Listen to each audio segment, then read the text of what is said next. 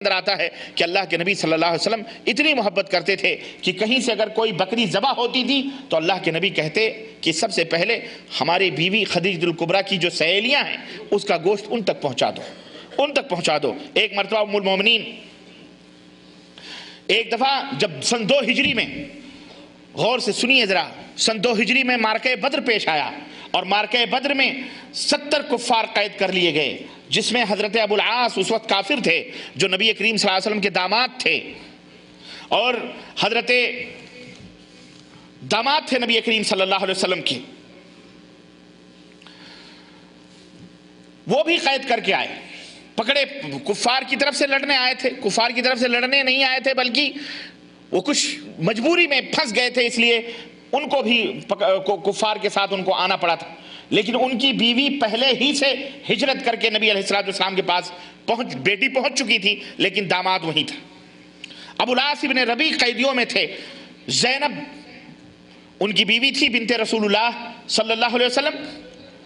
جب ان کو پتہ چلا کہ میرے شوہر گرفتار ہو کر کے آئے ہیں اور اللہ کے نبی صلی اللہ علیہ وسلم نے اعلان کیا ہے کہ قیدی جو گرفتار ہیں ان کی طرف سے جو فدیہ دے گا، ان کے گھر والے جو مال دیں گے تب ان کو آزاد کیا جائے گا، بغیر پیسہ اور یا مال دیے ہوئے ان کو آزاد نہیں کیا جائے گا. اس وقت زینب بنت رسول اللہ صلی اللہ علیہ وسلم اپنے باپ ہی کے گھر میں تھیں. جب انہوں نے سنا کہ میرے شوہر بھی گرفتار ہو کر کے آئے ہیں تو حضرت زینب اپنے شوہر سے محبت کرنے والی، انہوں نے وہ ہار جو ان کی ماں نے شادی میں انہیں پہنایا تھا خدیجہ الکبریٰ نے، وہ ہار نبی کریم صلی اللہ علیہ وسلم کے پاس کسی خادم کے ذریعے سے بھیجا اور کہا کہ میرے شوہر ابو العاص کو چھوڑ دیا جائے، یہ فدیہ ہے میرے شوہر کا. جب وہ ہار نبی کریم صلی اللہ علیہ وسلم کی خدمت میں، جو قیمتی ہار تھا جو خدیجہ الکبریٰ نے اپنی بیٹی زینب کو پہنایا تھا شادی کے وقت، جب وہ ہار نبی کریم صلی اللہ علیہ وسلم کی خدمت میں پہنچا تو 25 برس کا وہ محبت کا زمانہ نبی صلی اللہ علیہ وسلم کو یاد آیا. نبی علیہ السلام نے حضرت خدیجہ کی جب وہ نشانی دیکھی ہار کی شکل میں، تو روایتوں کے اندر، حدیث کے اندر آتا ہے، ابو داؤد اور تاریخ طبری نے اس کو نوٹ کیا ہے، کہا جب نبی علیہ السلام نے اس ہار کو دیکھا تو رسول اللہ صلی اللہ علیہ وسلم کی آنکھوں سے بے اختیار آنسو نکل پڑے. 25 برس کا واقعہ بیوی کو مرے ہوئے ہو گیا تھا، وہ واقعہ یاد آیا، رو پڑے، آنکھوں سے اشک رواں ہو گئے. پھر رحمت عالم صلی اللہ علیہ وسلم نے اپنی ڈبڈبائی ہوئی آنکھوں سے صحابہ کرام سے فرمایا، لوگو اگر تمہاری اجازت ہو تو بیٹی کو ماں کی یادگار واپس کر دو.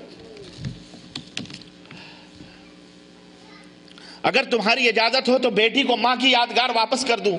تمام صحابہ نے بیک زبان ہو کر کے کہا کہ سر اطاعت تسلیق خم ہے یا رسول اللہ، آپ جو چاہیں کر لیں، ہمیں کوئی اعتراض نہیں ہے.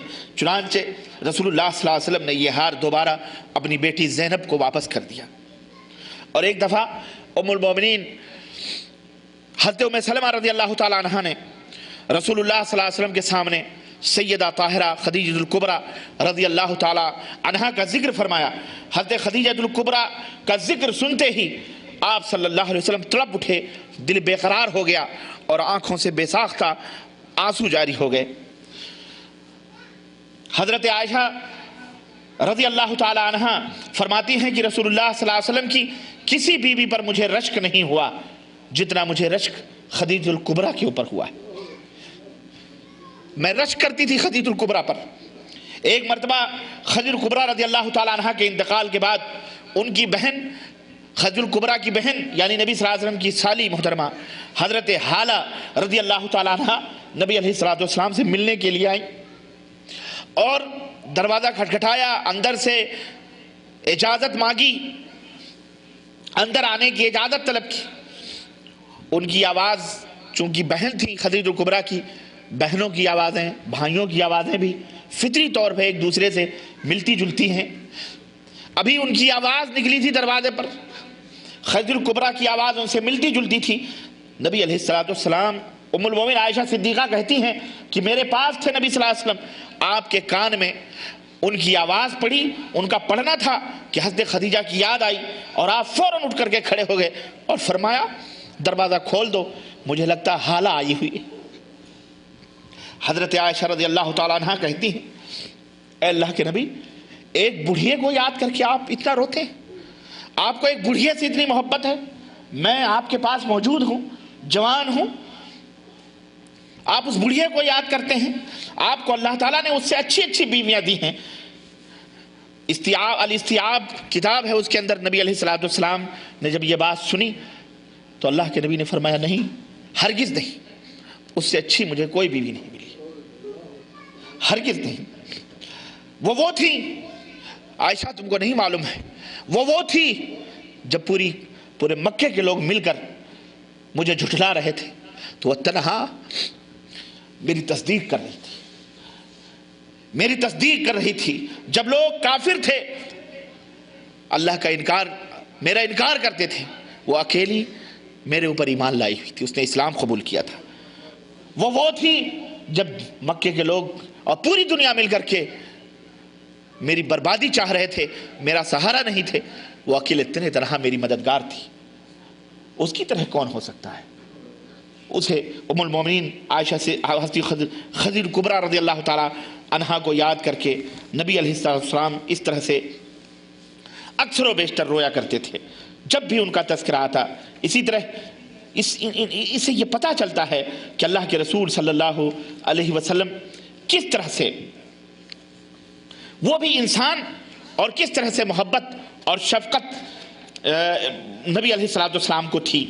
اس سلسلے میں اور بھی 2-4 واقعات آپ کو بتاؤں۔ آپ کی اپنے اولاد سے اپنی جس طرح ہم محبت کرتے ہیں، اللہ کے نبی صلی اللہ علیہ وسلم کو بھی اسی طرح اپنی اولاد سے، اپنے اہل و عیال سے محبت تھی، امت سے بھی محبت تھی۔ اس کے بھی 2-4 واقعات میں آپ کی خدمت میں رکھنے کی کوشش کروں گا۔ سن 2 ہجری کو جب معرکہ بدر پیش آیا، حضرت رقیہ جو حضرت عثمان غنی رضی اللہ تعالیٰ عنہ کی بیوی تھی، اللہ کے رسول صلی اللہ علیہ وسلم نے بدر کے موقع پر حضرت عثمان سے کہا، چیچک نکلے ہوئے ہیں، تمہاری بیوی کی طبیعت صحیح نہیں ہے، اس لیے تم یہی رہو، ہم بدر کے میدان میں جا رہے ہیں۔ چنانچہ روایتوں میں آتا ہے کہ نبی علیہ السلام چھوڑ کر کے عثمان کو اور اپنی بیٹی کو بیماری کی حالت میں بدر گئے۔ چنانچہ وہاں جو ہوا سو ہوا، لڑائی ہوئی، جنگ ہوئی، اللہ نے فتح عطا فرمائی۔ لیکن جب مدینے کے اندر صحابی فتح کی خوشخبری لے کر کے آ رہے ہیں، وہ اس وقت وہ عالم تھا کہ مدینے کے لوگ حضرت رقیہ کو دفنانے کی تیاری کر رہے تھے، حضرت رقیہ کو دفنانے کی تیاری کر رہے تھے۔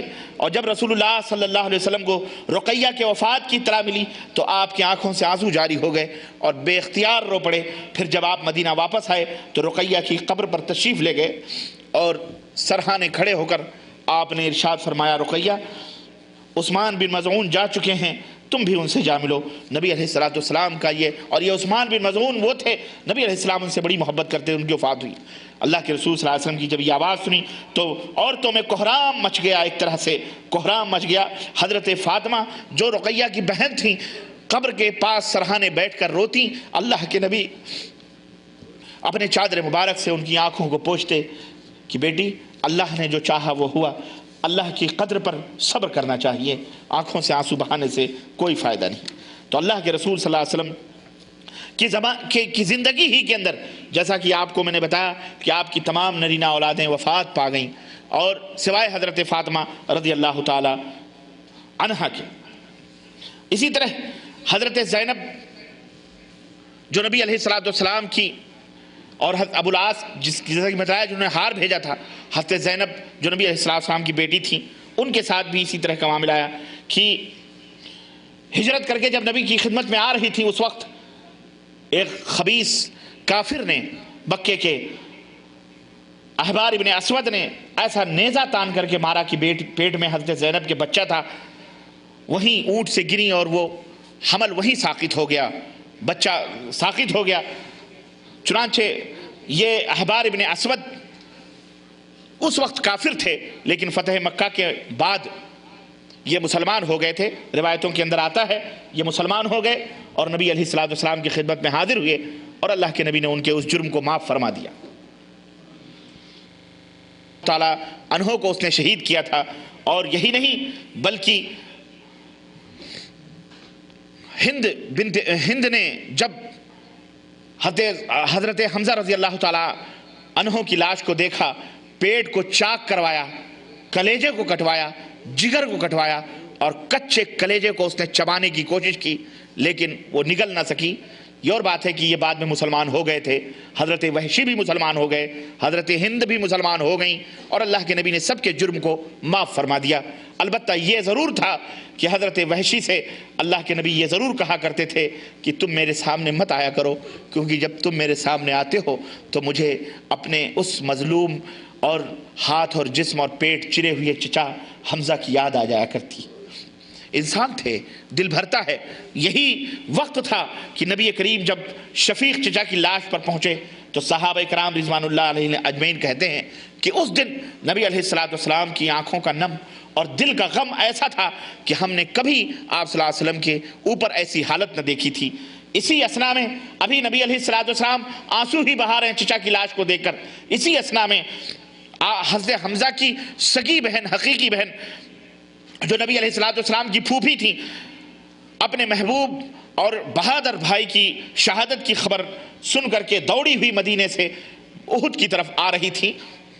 نبی علیہ السلام نے جب حضرت صفیہ کو میدان جنگ میں آتے ہوئے دیکھا، سمجھ گئے کہ معاملہ کچھ سے کچھ ہو سکتا ہے۔ چنانچہ حضرت صفیہ ہی کے ثابت قدم فرزند حضرت زبیر تھے، زبیر کو کہا کہ جاؤ اور اپنی ماں کو روکو اور حمزہ کے پاس اپنی ماں کو مت آنے دو۔ چنانچہ جب بے تحاشا وہ دوڑی ہوئی بھائی کی لاش کو دیکھنے کے لیے آ رہی تھی، اس وقت بیٹا سامنے آ گیا، کہا اماں آپ حمزہ کی لاش کو نہیں دیکھ سکتی ہیں۔ کہا تو کون ہوتا ہے مجھے روکنے والا میرے بہادر بھائی کی لاش کو دیکھنے کے لیے؟ حضرت زبیر نے کہا یہی حکم ہے نبی کریم صلی اللہ علیہ وسلم کا، اس لیے آپ وہاں نہیں جا سکتی۔ ابا جان آپ لاش کے قریب نہیں جا سکتی ہیں۔ حضرت صفیہ سمجھ گئیں کہ معاملہ کچھ الٹا سیدھا ہے، ضرور میرے بھائی کے ساتھ کچھ غلط سلوک کیا گیا ہے۔ چنانچہ نبی علیہ السلام کی خدمت میں حاضر ہوئیں۔ اللہ کے نبی نے جب ان کو دیکھا تو اپنے آنسوؤں کو ضبط نہ کر سکے، چہرے کو آپ نے پھیرا۔ حضرت صفیہ نے کہا کہ میں بہادر بھائی کی بہن ہوں، آپ مجھے اپنے بھائی کی لاش دیکھنے دیں، انشاءاللہ مجھے آپ ثابت قدم پائیں گے۔ میں اپنے آنکھوں سے اپنے بہادر بھائی کی شہادت پر آنسو بھی نہیں بہاؤں گی، لیکن کم از کم مجھے اپنے بھائی کی لاش دیکھنے دو۔ نبی علیہ السلام نے جب اپنی پھوپھی کا یہ انداز بیان دیکھا تو سامنے سے ہٹ گئے۔ حضرت صفیہ جب لاش کے پاس آئیں اور بھائی کی لاش کو جگہ جگہ سے کٹا ہوا اور جسم کے ٹکڑے کو پھٹا ہوا دیکھا، بکھرا ہوا دیکھا تو آنکھوں سے آنسو جاری ہو گئے۔ نبی کریم صلی اللہ علیہ وسلم نے جب حضرت صفیہ کی آنکھوں میں آنسو دیکھے تو پھوپھی کی آنکھوں میں آنسو دیکھ کر کے آپ بھی زاروں کے تار رو پڑے۔ کتنا صبر ہوتا، کتنا صبر ہوتا۔ پھر جب لاشوں کو کفنایا گیا تو حضرت حمزہ ابن عبد المطلب، یہ وہ صحابی تھے جنہیں سید الشہداء کا خطاب اللہ کے نبی نے دیا تھا، اور پتہ ہے یہ وہ صحابی تھے جن کے لیے خود نبی کریم صلی اللہ علیہ وسلم نے اللہ سے دعا کر کے ان کو مانگا تھا کہ اللہ مجھے حمزہ کو دے دے یا عمر بن دونوں عمر میں سے ایک عمر دے دے۔ اور حضرت حمزہ مسلمان بھی عجیب و غریب انداز سے بڑے بہادر۔ ایک دفعہ عبداللہ ابن جدعان کی لونڈی نے دیکھا نبی علیہ السلام خانہ کعبہ میں ہے، ابو جہل آیا اور اس نے ایک پتھر کھینچ کے نبی علیہ السلام کے سر پہ دے مارا۔ اللہ کے نبی کے سر مبارک سے خون کا فوارہ چھوٹ پڑا، لیکن مجبور کیا کر سکتے، اللہ کے نبی نے صبر کیا۔ لیکن اس کنیز نے، اس لونڈی نے اس منظر کو دیکھا تھا۔